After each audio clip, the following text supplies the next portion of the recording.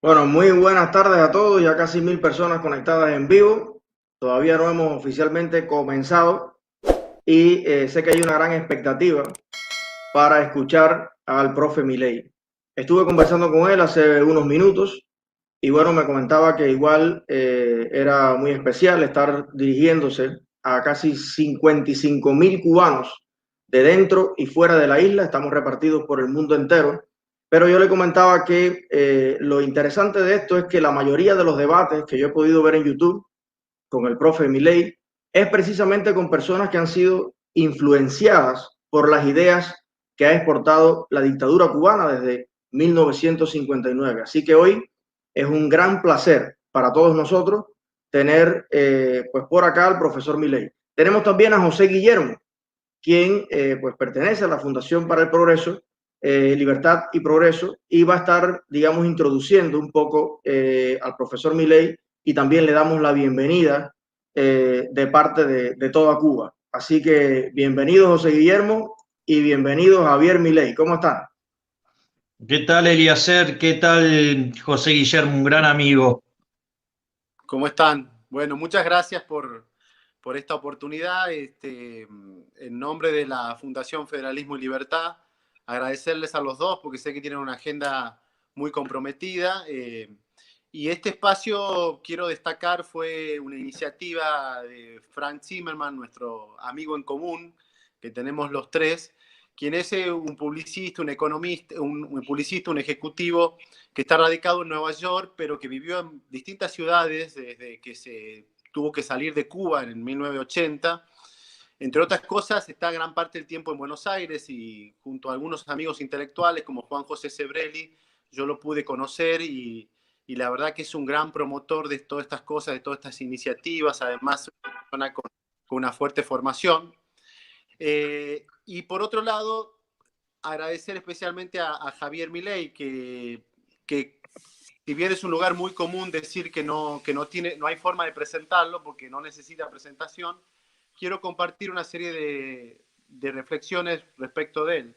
Yo lo conocí en el año 2014 a instancias de un ex ministro de Economía de la Nación, que es Ricardo López Murphy, quizás uno de los economistas más importantes, y ya lo había sentido nombrar porque en un programa argentino muy conocido, que era el programa de Longobardi, habían mencionado un libro de él, Economía contra reloj, eh, editado con otros economistas, y desde el primer momento, la conferencia uno notaba una diferencia, una cierta conexión con el público que no suelen tener los economistas, ¿no? Después se convirtió con el tiempo en un personaje extremadamente popular, precisamente por ese carisma que tiene en los medios, y mucha gente se preguntaba si en realidad lo de Javier era un fenómeno mediático, si detrás de todo ese impacto en nacional y académico realmente. Y todos sabíamos que sí, pero yo lo terminé de confirmar en el año 2017, justamente en el marco de un programa que la Fundación tiene en Nueva York, donde participamos con Frank Zimmerman, una visita que hicimos con Ricardo López Murphy al Centro de Estudios Latinoamericanos de la Universidad de Columbia. Ahí pude interactuar, incluso cenamos con quizás el economista desde el punto de vista académico más prestigioso, que es Guillermo Calvo, y él junto a la esposa Sara Calvo me dijeron que Milei era realmente una persona de una sólida formación, muy profundo en sus ideas y en su contenido, y eso ya me sacó cualquier tipo de duda de que el economista académicamente más prestigioso del país diga eso de Javier Milei, que además tiene todas las virtudes que ya conocemos en la promoción de las ideas liberales. Así que yo ya desde ahí, cualquier persona que por envidia o por cierto resentimiento diga que Javier, además de un fenómeno mediático, no tiene los pergaminos académicos, para mí está totalmente descartado por esta anécdota que cuento. Y es un fenómeno tal que, por ejemplo, en Jujuy una vez el gobernador estaba tan enojado que hizo todo lo posible para que no consigamos auditorios acordes al tamaño o a las expectativas de asistencia que tienen las conferencias de Milei, que nunca bajan de 1000 personas. Y la verdad que la provincia de Jujuy, en el norte argentino, tiene capacidad limitada en cuanto a auditorios y y teatros, y nos cerraron todas las puertas. Y la verdad que igual, aún así, hicimos una conferencia, se llenó el auditorio, un auditorio chico que conseguimos y mucha gente afuera, pero después nos desquitamos en Tucumán a los pocos meses con más de 1.500 personas en un hotel del que tiene un auditorio de la mayor capacidad de la provincia, y eso fue un hecho inédito, inédito en el sentido de que nunca un economista que no haya sido político antes o que no haya tenido otro tipo de actividad más que de ser economistas, tenga ese nivel de impacto y sobre todo de influencia en en una generación totalmente nueva de jóvenes que gracias a las ideas de Javier están superando el adoctrinamiento en los colegios y en las universidades. Así que para mí es un fenómeno extraordinariamente novedoso. Quería compartir esta oportunidad que me dan ustedes, y solamente agradecerle a Javier que gracias a personas como él, la labor de think tanks como los nuestros y organizaciones como Somos Más y otras tantas que trabajan a favor de la libertad, todo se hace más fácil gracias a él. Así que solamente eso, y espero disfrutar de la conversación entre ustedes, que como sabés, Eliezer, también te admiro mucho, sos un gran luchador por la libertad. Gracias. Gracias, José Guillermo, te agradezco mucho esta introducción. Yo busqué información y como tú dices, hay tanto que decir de Milei, pero yo lo resumiría solamente en que es un empedernido, obcecado luchador por la libertad, desde todos los ángulos en que lo haga. Así que gracias, José Guillermo, y ahí entonces quédate con nosotros, ¿ok? Gracias, José, por tus palabras. Muchas gracias, porque siempre Federalismo y Libertad me ha abierto las puertas, me han hecho sentir siempre como en mi casa. Así es que yo también estoy muy agradecido a ustedes por el laburo enorme que hacen y bueno, digamos, por siempre apostar a lo que se puede generar con las convocatorias en las cuales estoy involucrado. Así es que, yo siempre señalo que en el fondo soy la cara visible de mucha gente que también trabaja y bueno, de repente lo hace desde otro lugar, básicamente porque existe algo que se llama división del trabajo, ¿no? Y existe también la ley de asociación de Ricardo, o sea, digo, que cada uno se dedica a lo que es relativamente más productivo. Y bueno, digamos, a mí me tocó la tarea de la divulgación y con lo positivo que tiene eso también, ¿no? También tiene aspectos negativos, como el que señaló José Guillermo en el caso de Jujuy o otras situaciones un poquito más ásperas, pero bueno, es parte de la pelea contra los liberticidas que nos acechan desde la política. Gracias, Javier. Bueno, José Guillermo, quédate con nosotros y seguimos entonces acá conversando con Milei. Bueno, Javier, te cuento que este encuentro ha generado mucha expectativa entre los cubanos. Ya estoy mirando en el chat una cantidad de mensajes de cariño tremendos. Decía ahora mismo una muchacha, gracias por extender la batalla cultural por la libertad a Cuba, porque creo que sí, que es una batalla cultural enorme. Entonces, bueno, te doy la bienvenida y entrando en materia, me gustaría empezar, Milei, por, vamos a decir algo básico y pedirte disculpas si encuentras en mis preguntas que se parecen o suenan como de hace 40 o 50 años, como de la Guerra Fría, pero eso tiene una respuesta, y es porque mi país, desgraciadamente, todavía los conceptos que se ponen en práctica son de la Guerra Fría. Así que me disculpa si no estamos tan actualizados en el debate, pero hay 40, 50, 60 años de atraso en el debate económico de mi país.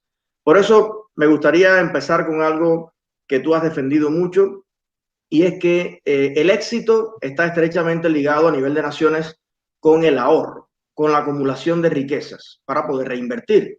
Sin embargo, te cuento algo que no sé si sabías, pero en la Constitución que ha hecho ratificar el partido hace un año en Cuba, ellos prohíben por ley la acumulación de riqueza y propiedad privada dentro de Cuba. Claro, estamos hoy en un inmenso desabastecimiento, colas para comprar cualquier cosa, nada alcanza, hay una crisis económica total y para mí está estrechamente relacionado con este concepto, que ellos lo llevan a la moral, el tema de la riqueza. Milei, ¿cuál sería la relación, digamos, saludable desde tu punto de vista entre Estado, individuo y propiedad? Bueno, yo digamos filosóficamente soy un ácrata, soy un anarcocapitalista, ¿no? Por lo tanto, desde mi punto de vista, el Estado es el enemigo. El Estado, desde mi punto de vista, es peor que una mafia. Digo, porque por lo menos la mafia tiene códigos, cumple, y si no cumple con su palabra, digamos, tiene de competencia a otros mafiosos y podrías ir a otro mafioso a ver. En el cambio, el Estado no admite la competencia. De hecho, el Estado tiene el monopolio de la violencia. Y muchas veces yo, digamos, además, o sea, vos no pagás los impuestos, digamos, voluntariamente. O sea, los impuestos se pagan justamente por la fuerza. Por eso se llaman impuestos. Y viene de la época donde un reino, digamos, o un imperio dominaba a otro, le pasaba las cuentas. Eso eran los impuestos. O sea, que tiene una reminiscencia sobre la esclavitud. De hecho, la esclavitud no es ni más ni menos que un impuesto del 100%. Es más, yo suelo, digamos, cuando plantean esta situación en contra, digamos, de lo que se llama el autogobierno, podemos llamarlo, a la solución anarcocapitalista, bueno, ahí es muy fácil de plantear. Yo le digo, bueno, decime cuántas veces a lo largo del último año te ha robado un ladrón vulgar. Y entonces cuando comparás con todo lo que te roba el Estado a lo largo de todos los días de tu vida, te das cuenta que en realidad el Estado es peor que el ladrón vulgar, porque por lo menos el ladrón vulgar da la cara, te enfrenta, corre el riesgo de que vos le contestes, ¿sí? O sea, y por lo tanto, digamos, es más noble que la actividad del político, porque el político se esconde detrás del aparato represivo del Estado, digo, en el tema de el monopolio de la violencia y además, en el caso del ladrón vulgar, es aleatorio, o sea, digo, te puede tocar, no te puede tocar. En cambio, el Estado es un ladrón estacionario, te roba todos los días. Por lo tanto, el primer punto es, yo soy, digamos, yo soy enemigo del Estado, o sea, el Estado es el enemigo. Y además hay otros problemas y eso, digamos, en una conferencia de Jesús Huerta de Soto queda muy claro.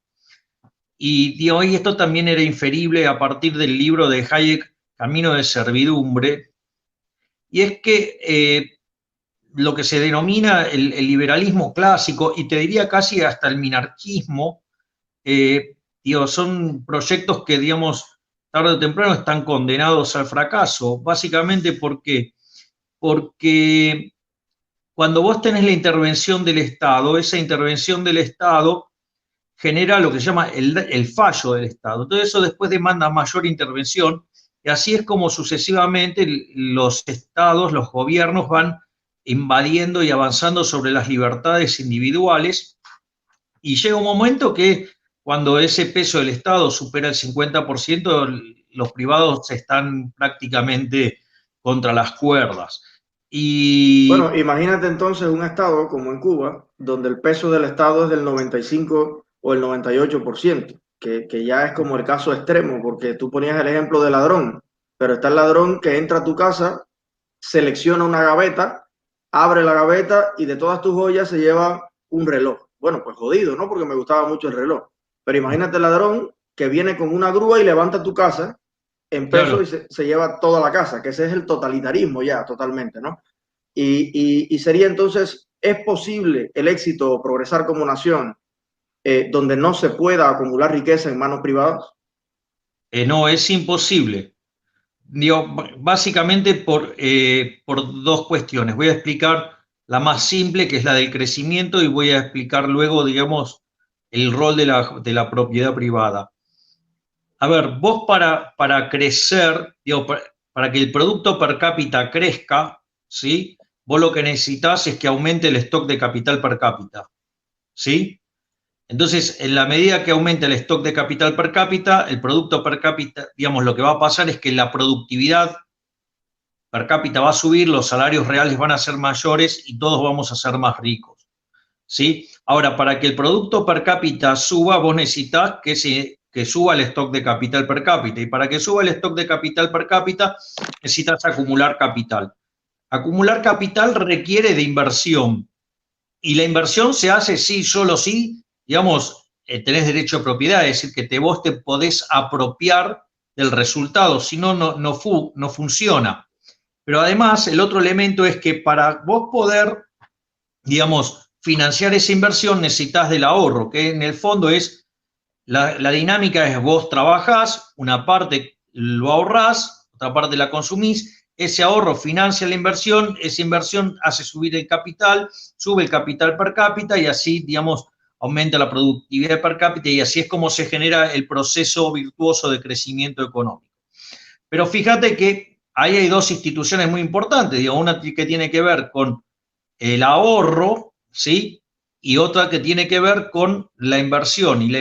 Y esas dos están muy fuertemente relacionadas con, digamos, el respeto de derecho de propiedad en una secuencia intertemporal. Ese es el primer punto. El segundo punto es, ¿por qué es importante la propiedad privada? Y esto, digamos, ya cuando Mises escribe en 1922 el libro El socialismo, él termina demostrando la imposibilidad del socialismo. O sea, porque el socialismo no es que solamente no es posible por una cuestión técnica de cómputo de datos, sino que es imposible porque no hay propiedad privada. Al no haber propiedad privada no hay cálculo económico. A ver, voy a tratar de explicar esta idea porque esta idea es muy importante. Supongamos que yo te vendo un teléfono celular a ti, Eliezer. Es decir, y vos a cambio me das algo que oficia como dinero, ¿sí? Bueno, eso lo que hace es generar un precio, ¿sí?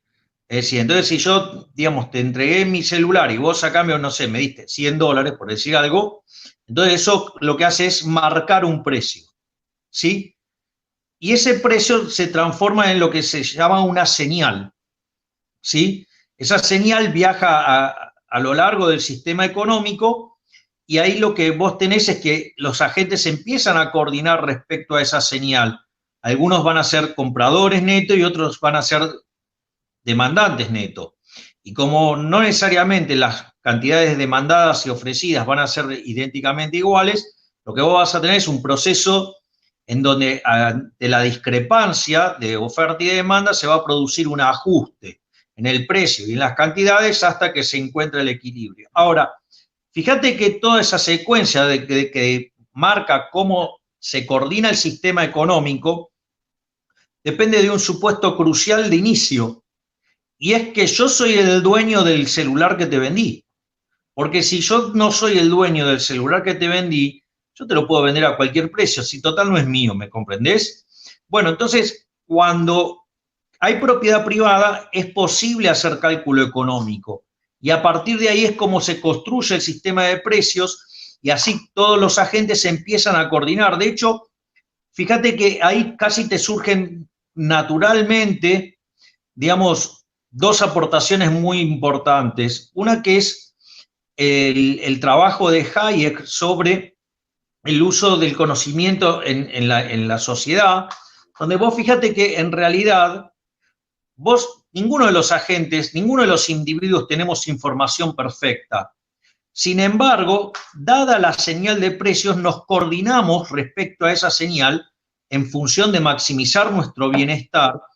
Y entonces es como que nosotros pusiéramos a disposición esa información para la sociedad, de modo tal que cada uno, siguiendo sus propios objetivos, ¿sí?, conduce al bienestar general. O sea que, en definitiva, cuando llegás al fondo de esa situación, te encontrás con la mano invisible de Adam Smith, donde cada uno, guiado por sus propios, ¿sí?, objetivos, digamos, aún sin buscarlo, termina colaborando a un mayor bienestar social. Ok.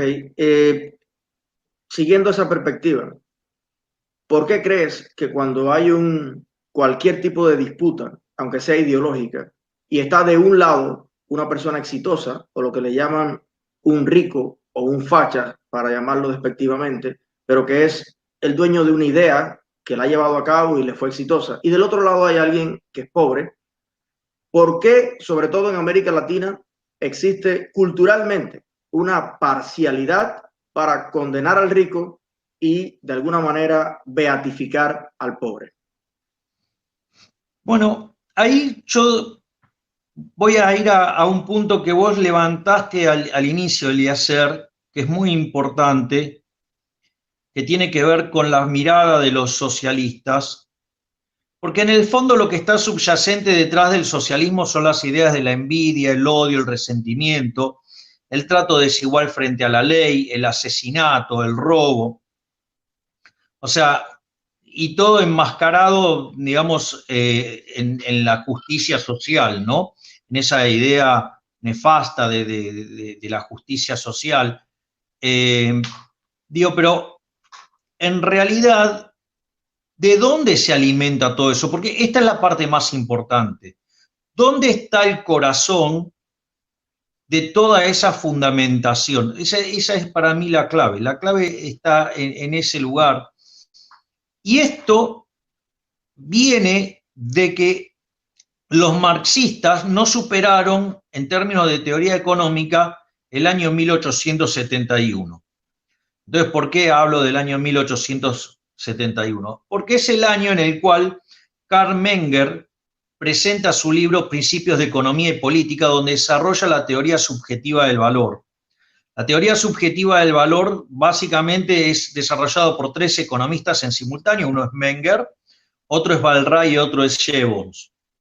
Y ellos básicamente lo que hacen es derribar y dar por tierra con la teoría del valor trabajo. Entonces, cuando vos además internalizás la lógica de la teoría subjetiva del valor, también llegás también a una teoría de la distribución. Y eso, digamos, es la clave para entender los problemas. ¿Por qué? Porque en realidad, ¿cuál es el problema que tienen los marxistas o los socialistas que adhieren a la teoría del valor trabajo? Es como que creen que los precios se derivan de sumar costos, ¿sí?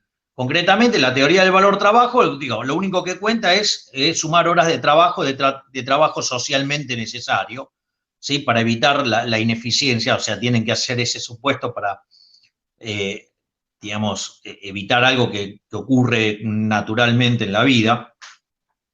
Entonces, ¿cuál es el punto? El punto es, yo lo suelo mencionar siempre con un caso de, suponete que tú llegas a una sociedad y descubres que no hay vino.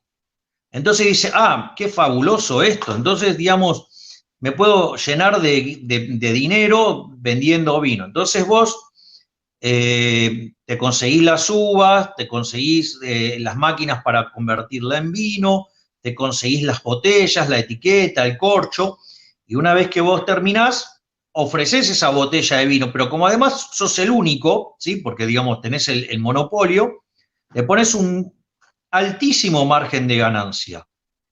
Bueno, sucede que estás frente a una sociedad de abstemios. ¿Cuánto vale esa botella? Nada, no vale nada. Es decir, los bienes valen por las preferencias y la escasez. Fíjate qué ridículo que es el caso de la teoría del valor trabajo, que si vos pudieras poner los precios en función de los costos, primero que la tarea del empresario sería bastante fácil, algo que claramente no lo es, pero además no habría quiebras, nunca habría quiebras, porque vos siempre estarías poniendo el precio justo. Y después, entonces, cuando ese precio para ellos no coincide con los costos, para ellos es una forma de explotación. Y eso también demuestra que no entienden cómo funciona el sistema. Porque en realidad no hay nada más fugaz que la ganancia extraordinaria, lo que se llama beneficio en economía, que es cuando vos generás ingresos por encima de todos tus costos, incluyendo en los costos la remuneración del capital. Entonces, ¿qué es lo que pasa? Cuando vos estás teniendo beneficio o un resultado extraordinario, por decirlo de alguna manera, eso lo que hace es reasignar los recursos de la economía hacia ese lugar. O vamos a ponerlo en otros términos. Suponete que la economía está en lo que se llama habitualmente en la teoría neoclásica, en lo que, digamos, estado estacionario, o lo que Mises definía como la economía de giro uniforme, ¿no? Una economía que se repite todo el tiempo. Una economía que se repite todo el tiempo no hay beneficio. ¿Por qué? Porque, digamos, se cubren todos los costos, incluido el costo del capital, ¿sí? Pero ahora supongamos que por alguna cuestión los individuos deciden demandar menos del producto B para demandar más del producto A. Lo que va a pasar es que el precio del producto A va a subir y el precio de B va a bajar. Entonces, ¿qué es lo que pasa? En el caso de las empresas que están en B, ahora no van a cubrir sus costos. Por ende, algunas de ellas, las que sean menos eficientes, van a terminar quebrando. Y por otra parte, vos lo que vas a tener es un resultado extraordinario, un beneficio positivo en la industria A, y eso lo que hace es atraer los recursos y llevar el capital hacia ahí, porque quien determina quién es el dueño del capital es el consumidor con su acto de consumir.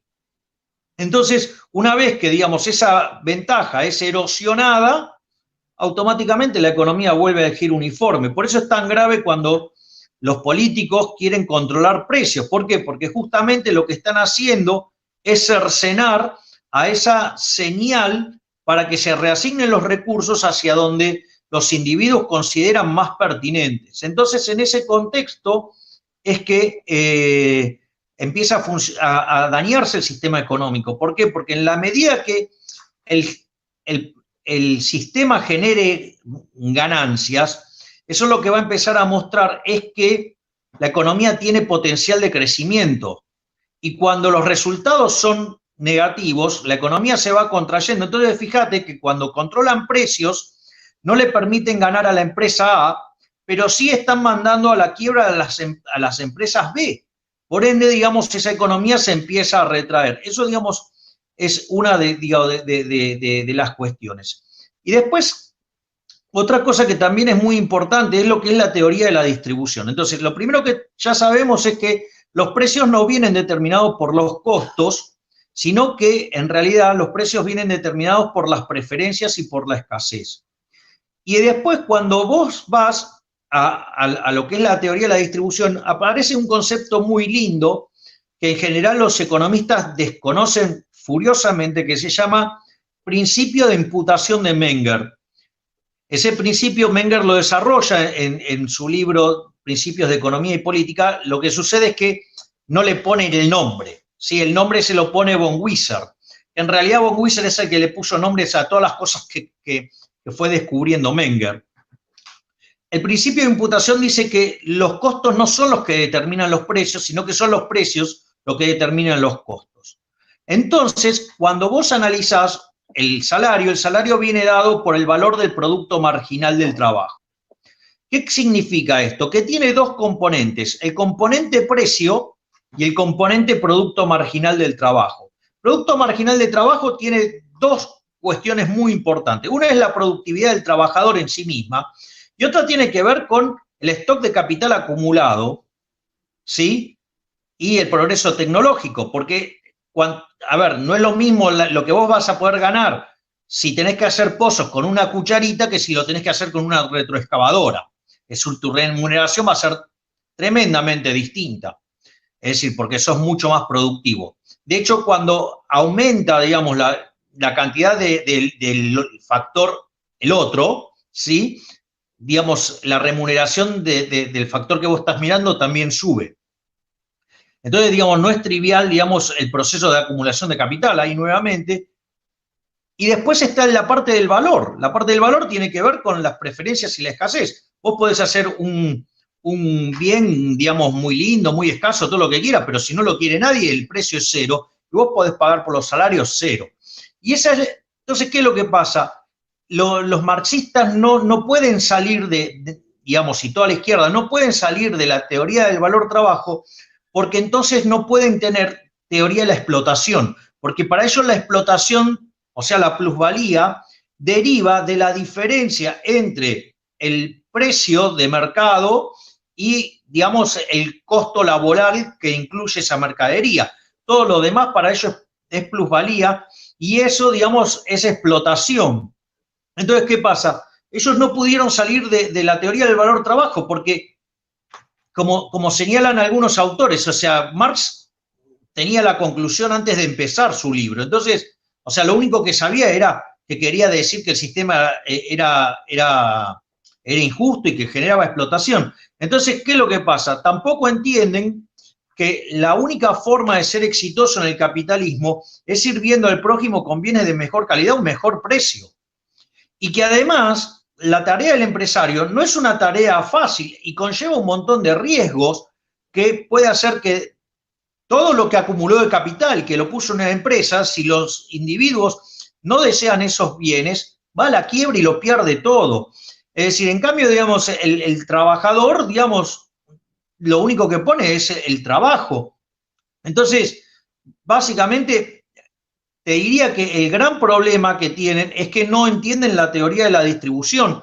Y no entienden la teoría de la distribución porque no han podido salir de la teoría del valor trabajo. Y al no poder salir de la teoría del valor trabajo, no pueden comprender que la plusvalía es un concepto estúpido. Porque si aceptan que la plusvalía es un concepto estúpido y carente de sentido, deberían terminar aceptando que tienen un castillo de naipes que con la menor brisita se cae. Bueno, pero hay algo también, Milei, que tiene que involucra los derechos.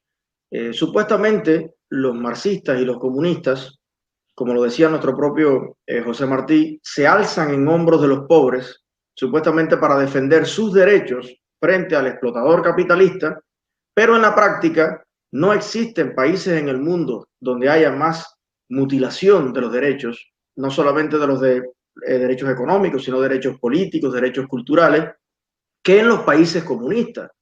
Y hay una inmensa diferencia entre la libertad de contratación, el volumen de ingresos, el estado de bienestar entre trabajadores de países que lideran los países más libres del mundo, como tú lo has mencionado tantas veces, y los países con más control estatal, como es el caso de Cuba, que es más del 90% de la fuerza laboral. Bueno, Cuba es un país, Milei, donde todavía el Estado produce pizzas. Pero además, ¿cómo es la competencia? El que produce pizza en una pizzería estatal, los productos, las materias primas, se las oferta al Estado a precios que no tienen precios subsidiados completamente. Sin embargo, la pizza muchas veces no hay quien se la coma. Sin embargo, para el mercado privado no existe una tienda minorista eficaz. Los precios, la materia prima se adquiere en un mercado negro a precios súper increíbles, inflados, más caros que en Estados Unidos. Sin embargo, la preferencia de la gente sigue siendo esa pizza que es más cara porque el Estado así lo quiere, la que produce el privado porque es deliciosa la pizza. O sea que es una competencia absolutamente desleal. Y ahí viene la próxima pregunta. En un país que lleva 60 años como Cuba, imperando el Estado, no solamente en términos de economía, sino un adoctrinamiento brutal. De cara a una transición económica, ese 90 y pico % de propiedad sobre los medios de producción que tiene el Estado, tendremos sí o sí que transferirlos a manos privadas. Pero ¿cómo hacer eso? Bueno, a ver, ahí hay algunas cuestiones que no son menores, porque, a ver, el tema es así. Si vos te fijás, y esto yo lo he experimentado con personas que han vivido en la Unión Soviética, o yo, digamos, he tenido un compañero de trabajo que, por ejemplo, el padre había sido luchador, pero olímpico, y como ganó medallas de oro y todo, y era una celebridad, por decirlo de alguna manera, digo, en los términos de la lógica del comunismo, le asignaron ser como una suerte de embajador en uno de los países, digamos, de la órbita de la Unión Soviética. Y con lo cual, digamos, no estamos hablando de la gente que vivía mal, estamos hablando de los privilegiados, ¿no? Y en este lugar, por ejemplo, en el invierno puede llegar a ser 30, 40 grados bajo cero. Y esta persona recuerda que cuando hacía ese frío, hacían entrar a los chanchos adentro de la casa y todo para justamente tener calor. Y a esa persona, digo, después, por ejemplo, estudió en Estados Unidos, vive en Estados Unidos, siempre usa el típico de comunista, el último iPhone, pero sin embargo es profundamente crítico del capitalismo. Entonces, digo, es verdaderamente, y siempre defiende al modelo ruso. Entonces, digo, cuando en realidad el comunismo fue un fracaso en lo económico, en lo social, en lo cultural, y además asesinó a 150 millones de seres humanos. Entonces, sinceramente, entonces lo que quiero decir con esto es que hay una parte muy, muy importante en todo esto, que es la batalla cultural. Digamos, y eso se ve en distintos lugares, o sea, yo creo que en Argentina es donde se ve con mayor claridad. O sea, Argentina terminó el siglo XIX siendo el país con el PBI per cápita más alto del mundo, y a partir de mediados de la década del 10, en el siglo XX, en Argentina empezaron a entrar lentamente las ideas socialistas y fueron avanzando y ganando lugar, y han logrado llevar a la Argentina a ser el país 70 y en caída, ¿no? Porque el día que termine de estallar la crisis en la que estamos sumergidos, o sea, la explosión va a ser tremenda y va a generar algo nunca visto en la historia del país. Pero la gente ha vuelto a elegir a los abanderados de las mismas políticas que han traído ese resultado. Entonces, bueno, ahí volvemos a lo mismo. ¿Qué sucede en la mente de los pueblos? Pero es que eso es lo que te quiero señalar, Eliezer. Justamente el punto está ahí. Lo que hay que dar es la batalla cultural. ¿Por qué pasa esto en Argentina? Y porque la educación es pública. Sea de gestión pública o privada, la educación es pública. ¿Por qué? Porque vos tenés un ministerio de educación. Ejemplo, si vos quisieras hacer, no sé, una carrera universitaria con el perfil liberal, no podés, porque vos necesitas que hay un organismo, ¿sí?, que se llama CONIAU, que tiene que aceptar tus programas. Y si vos no das los programas que ellos establecen, que básicamente lo que hacen es establecer la religión del Estado y hacerte adorador del Estado, y te fomenta la esclavitud, ¿sí?, mental hacia la religión del Estado, vos no tenés chance de que prospere. Entonces, el punto es, ¿y cómo es que esta gente logró cooptar el Estado para que, digamos, la educación sea así? Y yo creo que, básicamente, Argentina es el himno, ¿sí?, y la adoración más acabada en el planeta Tierra de un tributo a Gramsci, ¿sí?, a Antonio Gramsci. Porque ¿qué era lo que decía Gramsci? Que si vos querés tomar el control de la sociedad, vos necesitas tener control sobre tres cuestiones. Una es sobre los medios de comunicación, otra es sobre la cultura y otra es sobre la educación. Entonces, lo que vos tenés es que básicamente eso es lo que hicieron. Y ahí voy a citar un libro de mi queridísimo amigo Axel Kaiser, digamos, un pensador chileno maravilloso y que, digamos, por quien tengo un profundo cariño y afecto, de la misma manera que tengo con Gloria Álvarez, que, digamos, y otros más, ¿no? Digamos, o sea, Agustín Laje, digamos, y Nicolás Márquez, los señalo porque, digamos, en general mucha gente suele ponerlos enfrentados y es algo que no tiene sentido. Para mí, todos pertenecemos al mismo espectro, pero con tonalidades. O sea, yo hay puntos que, por ejemplo, digamos, no coincido con Gloria, pero jamás se me ocurriría cuestionar la altura intelectual de Gloria, ¿sí? Digamos, porque aparte me parece un ser maravilloso, ¿no?, digamos, o sea, adorable. y extremadamente generosa.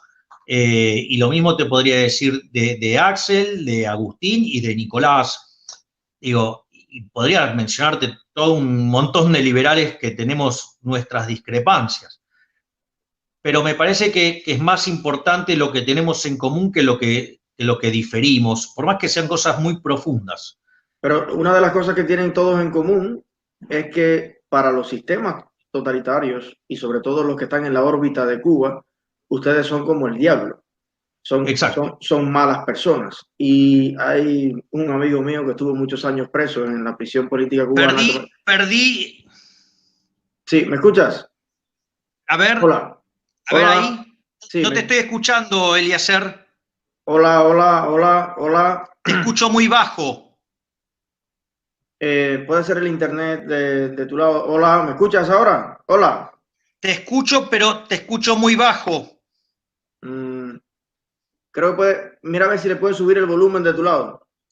Es que lo he hecho, está al máximo.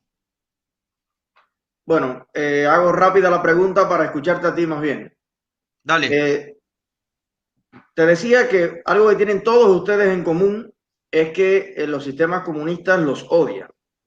Y alguien me dijo, un preso político cubano, que cuando quieras saber dónde hay una buena persona, mira a ver a quienes critican los comunistas. Esa es una excelente persona. Ahora, la pregunta es, de cara a una posible transición, como te hablaba al principio, en un proceso de privatización que lo tuvo que hacer Polonia, República Checa, pero algunos con más éxito y otros como la propia Rusia con menos éxito porque muchos de los jerarcas se quedaron con las grandes empresas. ¿Cuáles serían 2 o 3 tips que nos puedas dar que nos puedan alumbrar un poco el camino para no cometer los errores que cometió Rusia y hacer más bien los aciertos, como hizo Balcerowicz, por ejemplo, en Polonia y en otras transiciones más exitosas? Bueno, por eso yo estaba citando a Axel Kaiser. Hay un libro maravilloso que él escribió que se llama La fatal ignorancia. En ese libro es muy importante lo que él señala, porque él lo que dice es, mientras que los liberales, o digamos también digamos en algún otro contexto también denominados como derecha, digamos, o sea, no importa, digo, los que no son de izquierda, se suponen que deberían ser, digamos, apoyados por los empresarios, es decir, por aquellos que generan riqueza. Y una de las cosas que pasa es que los empresarios suelen despreciar la actividad intelectual. Entonces, al tener ese desprecio por la actividad intelectual, nunca los financian. No, digamos, vos no vas a encontrar a empresarios en general financiando las ideas de la libertad, porque es tan abrumadora la diferencia del capitalismo respecto al socialismo que creen que no hay nada más que decir. Y eso es un gran error. ¿Por qué? Porque mientras que vos no tenés financiamiento para los intelectuales liberales, en cambio, ¿qué es lo que hacen los intelectuales de la izquierda? Se meten adentro del Estado. De esa manera, al meterse dentro del Estado, ellos van consiguiendo financiamiento compulsivo y van ganando espacios, y conforme van ganando espacios, entonces, por ejemplo, te terminan cooptando la educación. Cuando te cooptaron la educación, por ejemplo, entonces te sale la gente que trabaja en los medios de comunicación y recita ideas de izquierda. ¿Me comprendés? O, digamos, se terminan aliando con la gente de la cultura que también recita ideas de izquierda. Es decir, entonces, ¿por qué? Porque los financian. Entonces, ¿qué pasa? Cuando ustedes, digamos, te encuentras que están siendo financiados, digamos, entonces defienden a regímenes verdaderamente monstruosos. Entonces, fíjate que siempre los artistas están bancando estas tiranías, por decirlo de alguna manera. Entonces, en el fondo, ¿qué es lo que pasa? Además, la izquierda, digamos, que va tomando lugares en el Estado, va también determinando qué es políticamente correcto y qué no lo es, y así, digamos, se va corriendo del espectro, digamos, las ideas de la libertad, y ellos van ganando, digamos, los espacios y no hay lugar para otra forma de pensar. Ejemplo, digamos, la izquierda siempre pide la pluralidad de ideas. Ahora, cuando va un liberal a una universidad pública, les hacen escraches para que no expongan. Es decir, sí, pluralidad de voces, sí, solo sí son de izquierda. O sea, lo cual es un contrasentido. Entonces, si vos iniciás un proceso digamos, de privatizaciones, que es muy importante, porque por más que, digamos, un jerarca comunista se quede, digamos, con alguna empresa grande, ok, pero ¿sabes qué? Si no sirve al prójimo, conviene de mejor calidad o mejor precio, quiebra. Así que eso no sería un problema. O sea, el que va a terminar poniendo el capital en las manos de los empresarios dignos van a ser los consumidores. Entonces, o se adapta y se convierte en un benefactor social sirviendo al prójimo, conviene de mejor calidad, un mejor precio, o va directamente a la quiebra. En ese sentido, yo te diría que sin lugar a dudas, esa es la parte fácil, pero esto no puede ser hecho sin atacar la raíz cultural, porque fíjate Chile de ser el segundo país más pobre en términos de PBI per cápita de América Latina, cuando estaba el borracho hijo de remil puta de mierda de Allende, que quería impulsar también la revolución cubana y establecer el comunismo en Chile, digamos, y que había 80% de pobres y que la inflación estaba absolutamente descontrolada.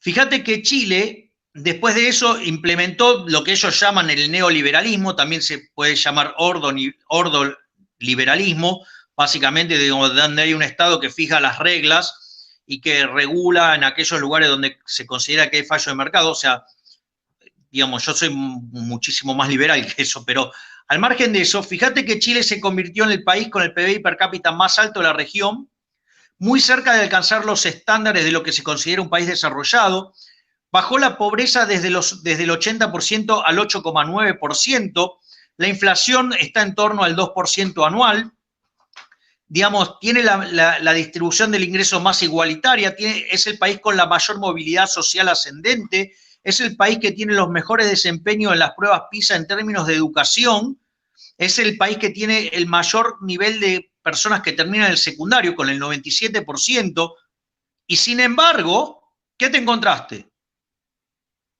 Que pusieron el sistema en jaque. ¿Y esto cuándo arrancó? Arrancó con la segunda presidencia de Bachelet, que empezó a destrozar muchas de las instituciones liberales, y esto después estalló en el gobierno de Piñera, pero casualmente con 172 explosiones en simultáneas en el metro, con artefactos explosivos que justamente no se consiguen en Chile. Y bueno, casualmente encontraron gente, 2.000 personas de la milicia bolivariana y de Cuba. Yeah. No, te decía que con Maduro diciendo que además públicamente ellos, el Grupo Foro de Sao Paulo, estaba detrás de toda una campaña de desestabilización. Chile, Ecuador, Argentina, en fin, volver a conquistar lo que el voto del pueblo les quitó después de que fracasó el ALBA y que fracasaron en todos sus proyectos. Bueno, de hecho, es tan así lo que decís, Eliezer, que fíjate que el día anterior que estalle la crisis en Chile, Maduro manda un tuit donde dice: tengo la sensación que en Chile se empiezan a respirar aires bolivarianos.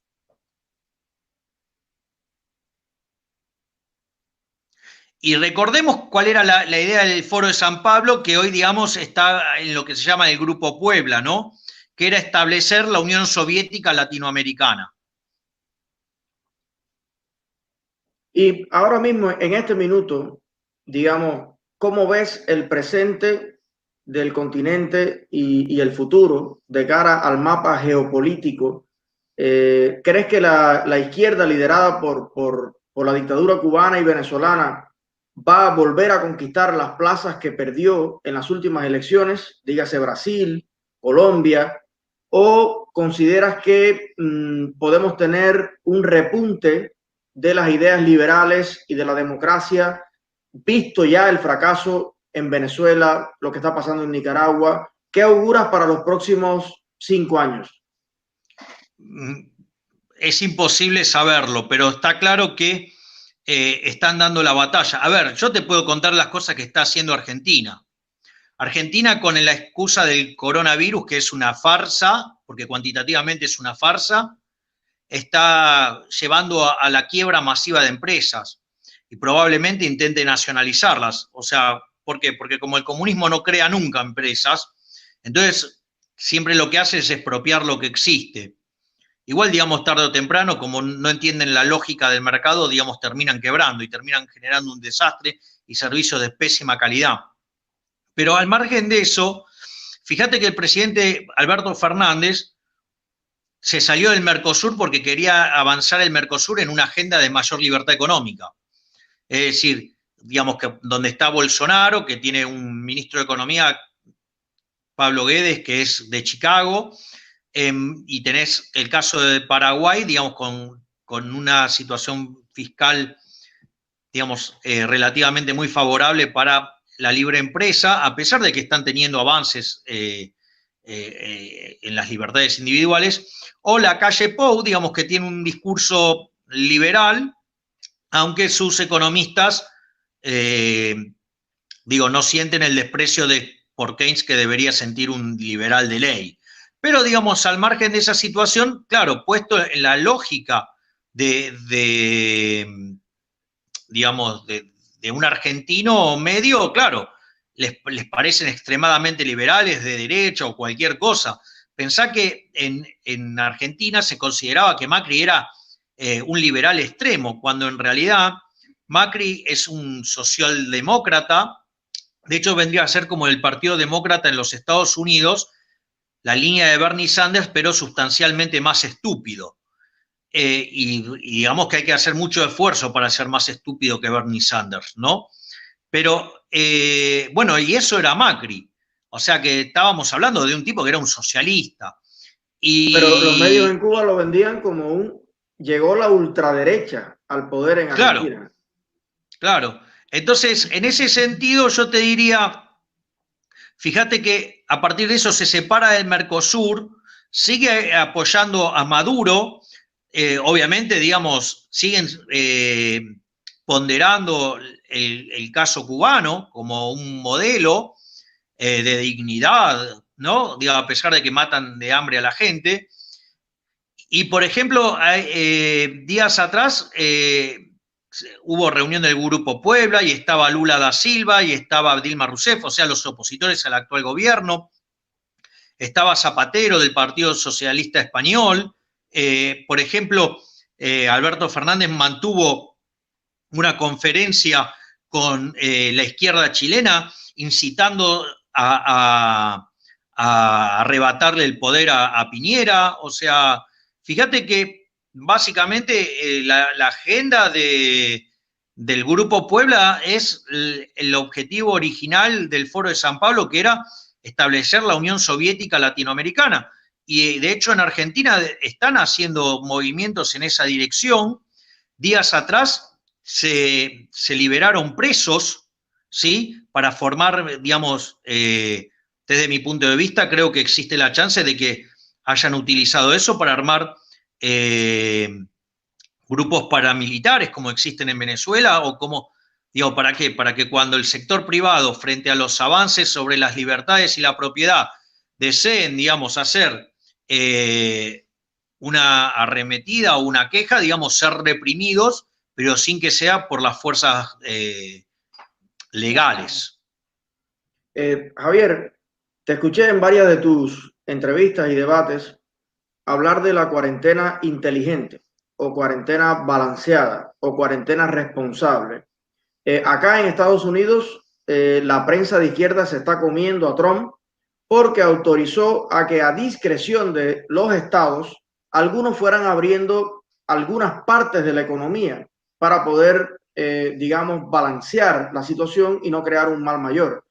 ¿Puedes explicarnos brevemente tu teoría sobre qué significa la cuarentena inteligente, que la han aplicado además Suecia, República Checa, algunos países con éxito? Bueno, de hecho, Suecia y República Checa no tuvieron cuarentena. Sí, tuvieron algunas recomendaciones, pero no cerraron. Básicamente la cuarentena inteligente es que vos separás los grupos de riesgo, ya sea las personas, los adultos mayores, separás a las personas con problemas respiratorios y todos los demás van a trabajar. Entonces, básicamente se les mide la fiebre y, digamos, y aquellos que tienen fiebre se los aísla, se le hace una serie de testeos y si se determina que tiene coronavirus, se lo pone en cuarentena y se lo trata. Pero vos de esa manera no hacés caer la producción. Ahora, yo entiendo, digamos, lo que está haciendo la izquierda mediática en Estados Unidos, que de vuelta, Gramsci de manual, fíjate que es tremendo, porque, a ver, en Nueva York murieron 18.000 personas por coronavirus. ¿Cuántas personas viven en el estado de Nueva York? 20 millones. Es decir, que no, digamos, no llega ni al, o sea, es el 0,1, no llega al 1 por 1000. ¿Me comprendes? Sí. Porque el 1% sería 200.000 personas. No, pero eso dentro de la población más vulnerable, pero estuve mirando las tablas y, por ejemplo, casi más del 90% de los que han fallecido son mayores de 65 años. Luego, de 49 años a 65 es un porciento muy pequeñito. Y luego, menores de 49 años, es más probable que mueras por un accidente de carro, porque te caiga un rayo, porque te muerde un tiburón o porque te pique una abeja, que porque mueras de coronavirus. Pero entonces, es más, ese es el sector más activo económicamente. Pero por eso mismo, y te lo voy a dar con un dato todavía más fuerte. En los primeros 100 días, el coronavirus mató 162.000 personas en el mundo. Los estudios de población, los estudios demográficos señalan que en el año 2020 van a morir 60 millones de seres humanos. Eso es el equivalente de 165.000 personas por día. Es decir, el coronavirus no representa ni siquiera el 1% de las muertes del planeta. Es una gran mentira para conducir a la quiebra a las empresas y para que los estados avancen sobre la propiedad privada y avancen sobre un régimen más totalitario o regímenes que terminen coartando las libertades individuales. Pero ¿cómo ves el papel de China en todo esto? Y ahí viene la próxima pregunta que quiero hacerte. Está muy claro, incluso Alemania ya está demandando formalmente a China por lo que le ha causado al mundo al ocultar la información. No solo Alemania, también está demandándolo Inglaterra y Francia.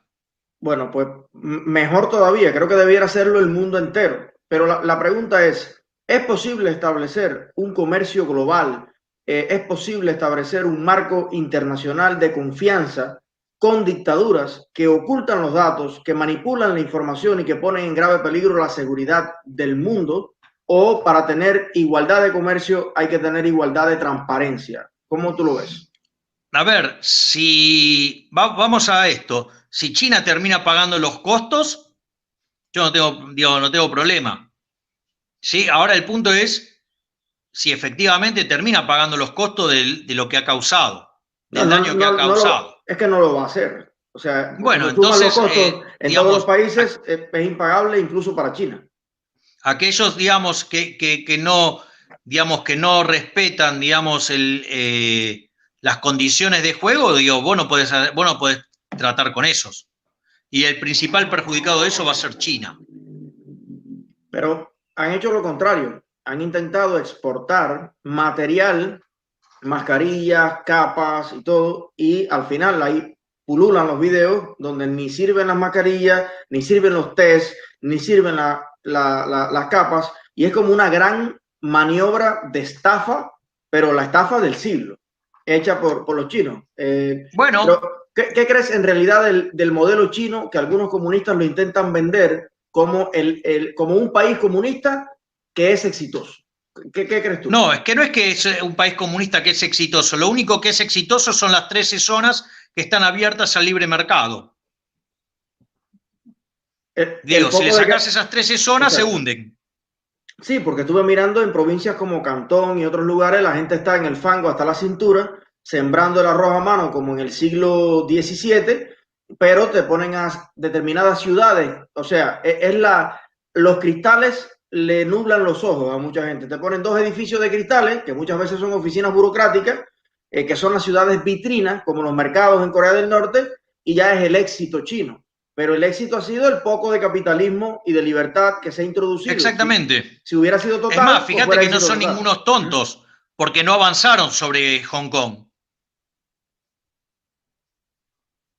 Y digamos, de cara a América Latina, está muy claro que hay una intención. Cuando miras los números de inversión china en América Latina, han ido en un constante ascenso, igual que la inversión rusa. Están prácticamente rodeando a los Estados Unidos, pero ya no con bases militares, sino con predominio económico. ¿A tu juicio esto es positivo para el continente o no? Bueno, depende de qué rol va a terminar jugando China en el planeta. O sea, porque si va a seguir con la lógica comunista, no. Si se convierte en una economía de mercado, sí.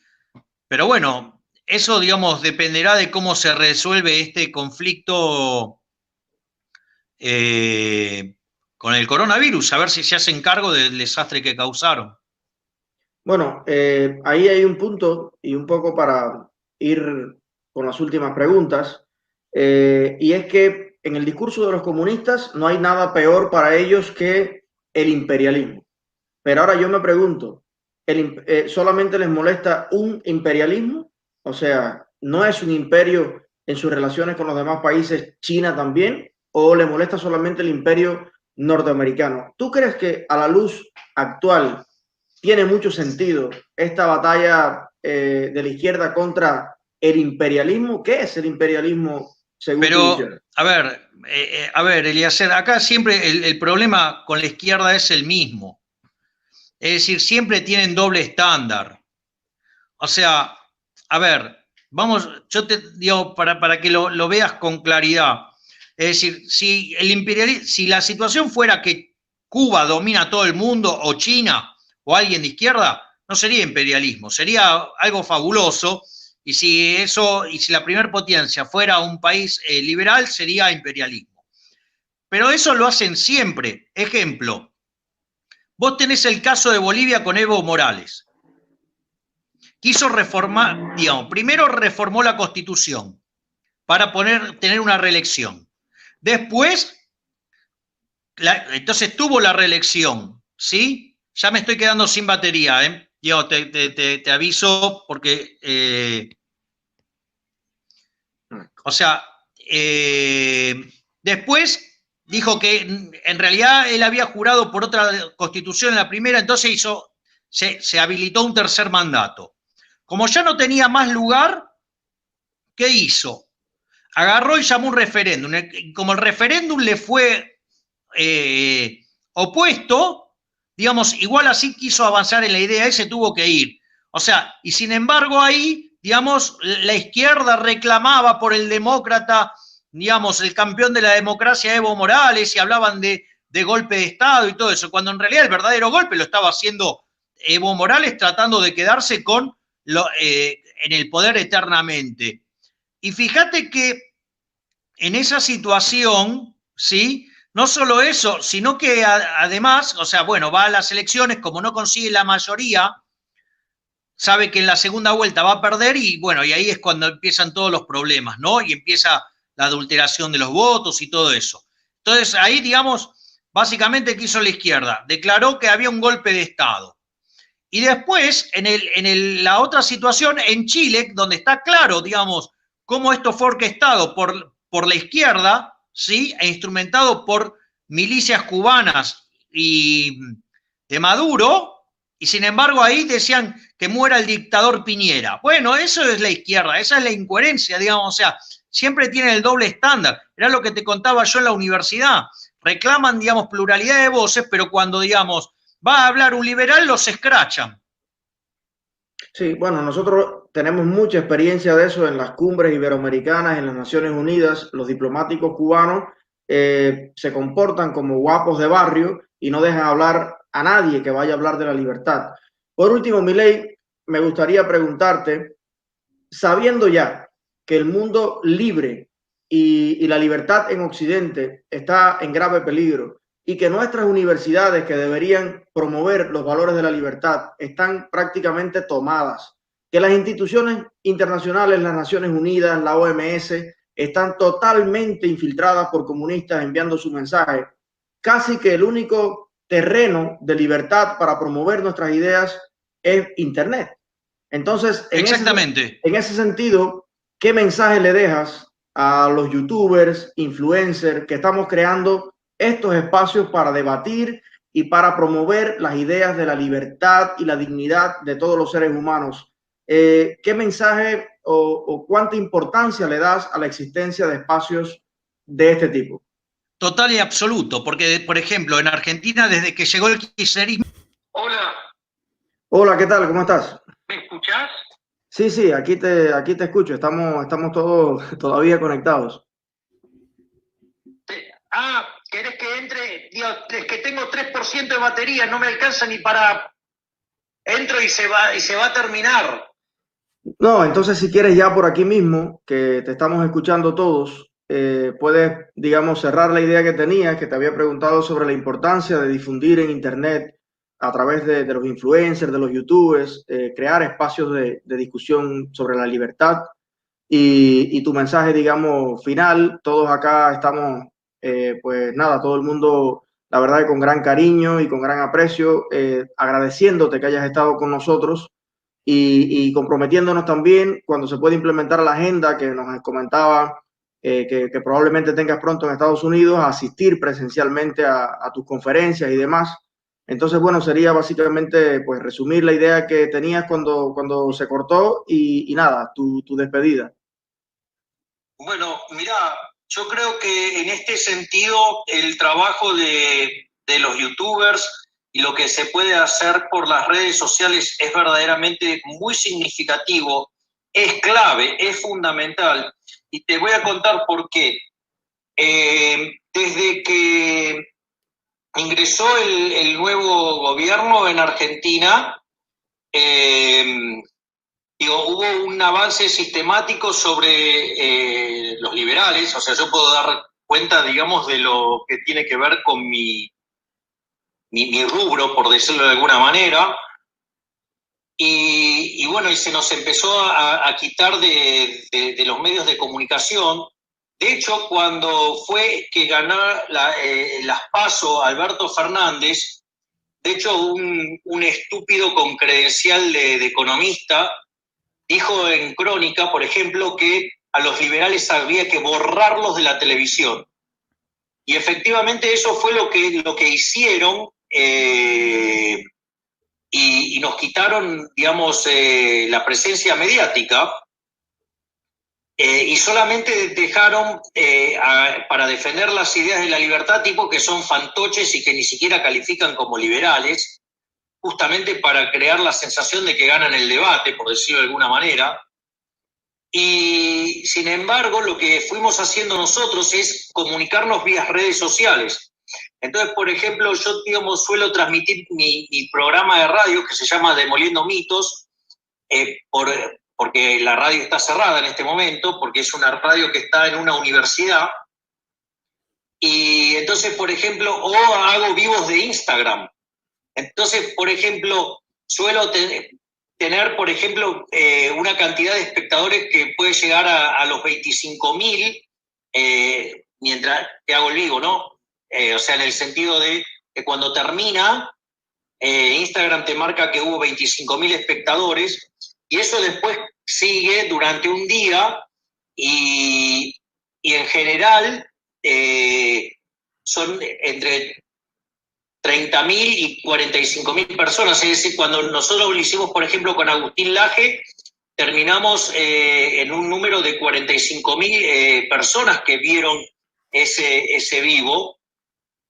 Y entonces las redes sociales se vuelven fundamentales. Es más, después en un momento, frente a los avances y digamos, de la crisis económica y los problemas que están teniendo lugar, lo que en un momento, frente al descalabro económico, nos empezaron a llamar de vuelta de los canales de televisión, ¿sí?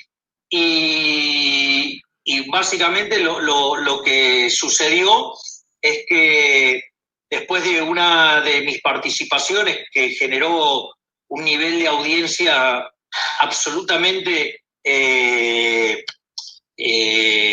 anormal para los parámetros, para que te des una idea, básicamente en un programa que va de 11 de la mañana a 13 horas, tuvimos más rating que el programa de prime time, pero el doble. Y entonces a partir de ahí salieron los sicarios del poder a pedir que se nos quite de los medios, y no solo que nos quitaron de los medios, sino que volvieron a aparecer de manera muy intensa los que están alineados con el régimen. Entonces, bueno, digo, eso no es gratis, por decirlo de alguna manera. Pero yo, digamos, o sea, por lo tanto, lo que sí es importante es seguir dando, las redes son muy importantes para continuar con la batalla que los medios tradicionales de comunicación